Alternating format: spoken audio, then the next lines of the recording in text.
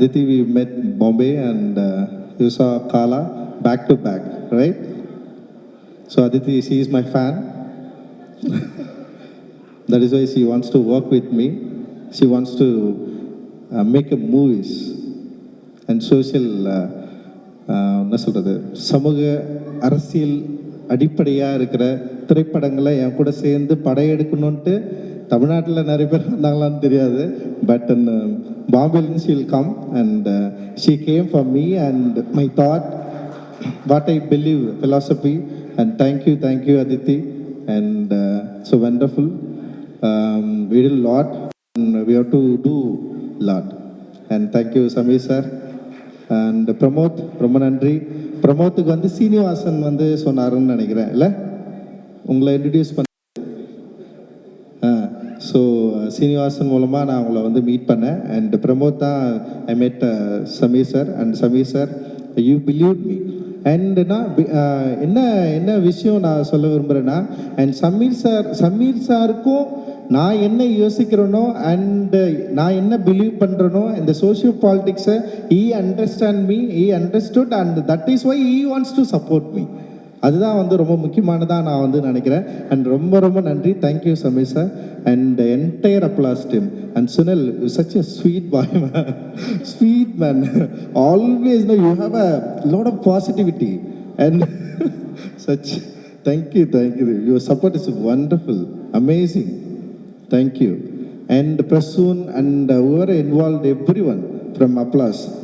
And we've been doing, we already we finished 2 movies and we need to do a lot. Thanks for your support. Thanks for believe me. And also this movie, we quoted on budget, but little over budget. But you never asked me. You never texted me. Nothing. Thank you.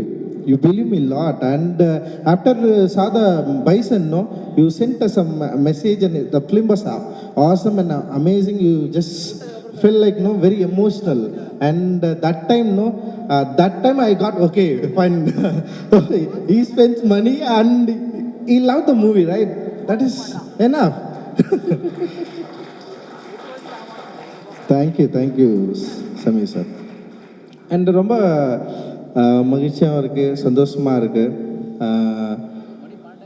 எனக்கு தெரியல நான் ஏன் படம் எடுக்க வந்தேன்னா அதுக்கு எனக்கு பல காரணங்கள் இருக்குது, பல யோசனைகள் இருந்தது. அந்த யோசனை மூலமாக தான் நான் படம் எடுக்க வந்தேன். ஆனால் நான் எடுக்க வந்ததுக்கப்புறம் இப்போ என்ன மாதிரி யோசிக்கிற நிறைய பேர் இருப்பாங்க அப்படின்னு தெரியும். அப்படி தான் நான் மாரி செல்வராஜை வந்து ஃபர்ஸ்ட் டைம் வந்து நான் பார்த்தேன். ராம் சார் தான் மாரி செல்வராஜ் என்கிட்ட அனுப்பிச்சி வச்சார். மாரி செல்வராஜ் வந்து என்னுடைய மெட்ராஸ் திரைப்படத்து மேலே மாரிக்கு விமர்சனம் இருக்குதுன்னு தான் சொல்லியே எனக்கு அனுப்பிச்சார். மாரிக்கு வந்து இந்த படத்து மேலே ஒரு விமர்சனம் இருக்குது, அதனால் நீங்கள் அவங்கக்கிட்ட பேசுங்க அப்படின்னு சொல்லிட்டு தான் அனுப்பிச்சார். அப்படி தான் வந்து மாரி நான் வந்து ஃபர்ஸ்ட் வந்து நான் வந்து மீட் பண்ணேன். மாரியை எனக்கு என்ன பிரச்சனைனா மாரி நான் ஃபர்ஸ்ட் டைம் பார்த்தேன்ல இன்னுமே அப்படியே பார்த்துட்டு இருக்கிறேன். ஆனால் மாரி வளர்ந்துட்டான், மாரி நிறைய படம் பண்ணிட்டான் அண்ட் மாரிக்கு வந்து இந்த ஃபிலிம் இண்டஸ்ட்ரிலையும் சரி ஒரு பொசிஷன் கிடைச்சிருக்கு. பட் ஆனால் நான் என்ன பார்க்குறேன்னா வந்து திரும்பவும் நான் வந்து அதே பழைய மாதிரியே பார்க்குறேன்னா அது வந்து எனக்கு சம்டைம்ஸ் வந்து இதை இந்த மாதிரி இல்லையே அவன் அந்த மாதிரி ஆச்சு அப்படிலாம் நான் வந்து யோசிக்க ஆரம்பிச்சிடுறேன். ஸோ அது என்னுடைய ஃபால்ட்டு தான். அது நான் அதை புரிஞ்சுப்பேன். ஏன்னா நான் எப்பவுமே வந்து என்ன சொல்கிறது மனுஷங்களை தவிர வேறு எதுவும் நம்புகிற ஆள் கிடையாது. நான் மனிதர்கள் மட்டுமே நம்பி நான் இருக்கிறேன் நான். ஸோ அந்த மனிதர்கள் நம்புகிறப்போ மனிதர்கள்கிட்டேருந்து எனக்கு என்ன கிடைக்குதோ அது வந்து திரும்ப கிடைக்கலன்னா நான் கொஞ்சம் அப்படியே டைல்யூட் ஆகிடும், அப்படியே கொஞ்சம் யோசிப்பேன், அந்த மாதிரி சில விஷயங்கள் வந்து மாரிக்கிட்ட நான் எதிர்பார்த்துருக்குறேன். பட் ஆனால் மாரியை நான் எங்கே வைக்கிறேன்னா மாரியோட கோவத்தை வந்து ஆர்ட்டாக மாற்றுறாங்களே, ஸோ அது வந்து ரொம்ப முக்கியமானதாக நான் வந்து பார்க்குறேன். பைசன் படத்தை வந்து நான் பார்த்து முடிச்சதுக்கப்புறம் நான் வந்து அவங்ககிட்ட பெருசாக இப்போ வரைக்கும் நான் சொல்ல எனக்கு சில குறைகள் இருந்தது. நான் அதை அவங்ககிட்ட நான் வந்து சொன்னேன். ஸோ இதெல்லாம் இருக்குது, இப்படி இருக்குது, இதை பண்ணலாம், சரி பண்ணலாம் அப்படின்னு சொன்னேன். பட் என்ன நான் அந்த படத்தை பார்த்து வேந்தேன்னா ஒரு திரைப்படத்தை அதோட மொழியை கையாளுற லாவகம் வந்து ஒரு 5வது படத்தில் வந்து பயங்கரமாக மாறிக்கு வந்திருக்கிறத வந்து நான் வந்து நான் பார்த்தேன். ஐ ஃபீல் லைக் அந்த காம்போசிஷன் அந்த கேரக்டரை நிற்க வச்சது, சஜஷன் ஷாட் அவன் கட் பண்ணது, சில இடங்களை கட் பண்ணது, அப்புறம் வந்து அந்த லேண்ட்ஸ்கேப்பை திருப்பி நமக்கு காட்டினாலுமே அந்த லேண்ட்ஸ்கேப் கூட நமக்கு ஒரு ரிலேஷன்ஷிப்பை வந்து க்ரியேட் பண்ணுறது, அந்த சினிமா மொழியோடைய அடர்த்தியை வந்து நம்மக்கிட்ட வந்து அப்படியே தள்ளிக்கிட்டே இருக்கிறது அப்படின்னு சொல்லிட்டு ஒரு மொழி மேலே ஒரு காத்திரமான ஒரு ஒரு அஃபெக்ஷன் இருக்கிற ஒரு ஆர்டிஸ்டால் மட்டும்தான் இது தொடர்ந்து தொடர்ந்து தொடர்ந்து தொடர்ந்து அதுக்குள்ளே போகவே முடியும். இப்போ நான்லாம் வந்து அட்டகத்தி நான் ஒரு படம் பண்ணேன், அதுக்கப்புறம் திரும்ப என் லைஃப்குள்ள நான் இன்னும் போகவே இல்லை. நான் திரும்ப போகணும்னு நினைப்பேன். ஆனால் எனக்கு என்ன போடாமல் தடுக்குதுன்னா, நான் நம்புகிற தத்துவங்களும் அப்புறம் நான் ஒரு ஆர்டிஸ்டாக ஒரு அருப எல்லைக்குள்ளே வந்து நுழைஞ்சு நான் வந்து என்னை எக்ஸ்ப்ளோர் பண்ண ட்ரை பண்ணிட்டே இருக்கிறேன்னா, அதனால் என்னை வந்து என்னென்னா திரும்பவும் ஒரு ஒரு ரஞ்சித்தோட லைஃப்குள்ளே போயிட்டு நிற்கிறதுக்கு எனக்கு வந்து பிடிக்கவே இல்லை. அது என்னை வந்து நான் வந்து வெளியே வந்துட்டேன். பட் எனக்கு வந்து ஃபஸ்ட்டு மாறி மேலே ஒரு விமர்சனம் இருந்தது. ஏன் மாறி தொடர்ந்து இதையே பண்ணிட்டுருக்கான், மாறி ஏன் இதையே பேசிகிட்டே இருக்கான், அதாவது என்னென்னா ஒரே லைஃபே காட்டிகிட்டே இருக்கிறான் அப்படின்னு எனக்கு தோன்றப்போ வந்து மாரியோட சில இன்டர்வியூ நான் வந்து அப்பப்போ நான் கேட்பேன். அப்படி கேட்குறப்போ மாரி சொல்கிறது தான், பல கதைகள் சொல்லப்படாத கதைகள் இருக்குது அவனுடைய வாழ்க்கையில் அப்படின்ற பல என்ன சொல்கிறது எமோஷ்னலான இடங்கள் இருக்குது, பல துண்டு துண்டு கதைகள் இருக்குது அப்படின்னு சொல்கிறப்போ இது எல்லாத்தையும் வந்து ஒரு ஆர்டிஸ்ட் வந்து சொல்லிக்கிட்டே இருக்கணுமானோ எனக்கு தோணும். ஏன்னா ஆர்ட்ன்றது வந்து ஒரு சமயத்துக்கு அப்புறம் அப்படியே இன்டர்பியர் என்ன சொல்கிறது அப்படியே வளர்ந்து வேற ஒன்றா மாறி அப்படி போகணும்ல, அப்படி தான் நான் வந்து யோசிப்பேன் நான். பட் ஏன் மாறி வந்து ஒரே இடத்துல நிற்கிற மாதிரி எனக்கு தோணிகிட்டே இருக்கும். பட் ஆனால் மாறி அந்த ஒரு இடத்துல இல்லை, தன்னுடைய உலகத்தை வந்து பயங்கர பெருசாக மாற்றிட்டு இருக்கிறதா நான் வந்து ஃபீல் பண்ணுறேன். ஆக்சுவலி என்னென்னா ஃபஸ்ட்டு மாரி செல்வராஜுக்கு கிடைச்ச அந்த பரியேறும் பெருமாள் இப்போ பைசனுடைய வேர்ல்டை நம்ம பார்க்குறப்போ பைசனோட வேர்ல்டு வந்து பயங்கர எக்ஸ்பேண்ட் ஆகிருக்கு. அந்த எக்ஸ்பேண்ட் ஆகிருக்கிறதுல வந்து அந்த விஷுவல் லாங்குவேஜ் வந்து பயங்கரமாக எனக்கு வந்து ரொம்ப பிடிச்சிருந்தது. ஐ ஃபெல்ட் நான் வந்து அந்த விஷுவல் லாங்குவேஜுக்குள்ளே தான் நான் வந்து மாட்டிக்கிட்டேன். பீங் ஆர்டிஸ்ட் எனக்கு வந்து ஒரு என்ன சொல்கிறது, எனக்கு படம் பார்த்துட்டு வந்து பிடிக்கலன்னு சொல்கிறத விட எனக்கு என்னென்னா எனக்கு எவ்வளவு அந்த படம் என்னை வந்து இன்ஃப்ளூயன்ஸ் பண்ணுது அப்படின்றத நான் பார்ப்பேன். இன்ஃப்ளூயன்ஸ் வந்து அது என்னை கொண்டாட்டமாக்குது. சில படங்கள் எனக்கு பயங்கரமாக பிடிக்கும், பட் ஆனால் அந்த படத்தை உடனே மறந்துடுவேன். ஒரு சில படங்கள் வந்து என்னால் பாதி கூட பார்க்க முடியாது, பட் அந்த படம் எனக்கு ரொம்ப தூரமாக என் கூடவே ட்ராவல் பண்ணும். ஸோ அந்த மாதிரி தான் நான் வந்து சினிமாவை நான் பார்க்குறேன். சினிமான்றது வந்து சும்மா ஏதோ ஒரு ஒரு ஒர்க் ஆஃப் ஆர்ட்டாக நான் வந்து பார்க்கலாம், அது பயங்கரமான ஒரு ஆர்டிஸ்டிக் ஒரு மீடியமாக நான் பார்க்குறேன். ஸோ அந்த மீடியமை மாறி இப்போ வந்து பயங்கரமாக அதுக்குள்ளே அந்த கையாளுற ஒரு இடத்துக்கு வந்திருக்கிறதா நான் வந்து பார்க்குறேன். அது பைசனில் வந்து பயங்கரமாக அது தெரியுது. வாழ்த்துக்கள் மாறி, ரொம்ப ரொம்ப சந்தோஷம். உன்னை நான் மனசார உண்மையிலேயே வந்து நினச்ச வாழ்த்துறேன். நீ ஒரு நல்ல ஆர்டிஸ்ட், நீ ஒரு பெரிய ஆர்டிஸ்ட் அப்படின்னு நான் வந்து நான் நினைக்கிறேன். அண்டு எல்லாருக்கும் அப்படி தான் தோணுன்னு நான் நினைக்கிறேன். அண்டு இந்த படத்தில் நடித்த எல்லாருமே வந்து பயங்கரமாக நடிச்சிருந்தீங்க. எல்லாருமே அந்த கேரக்டராகவே அப்படியே மாறி இருந்தீங்க.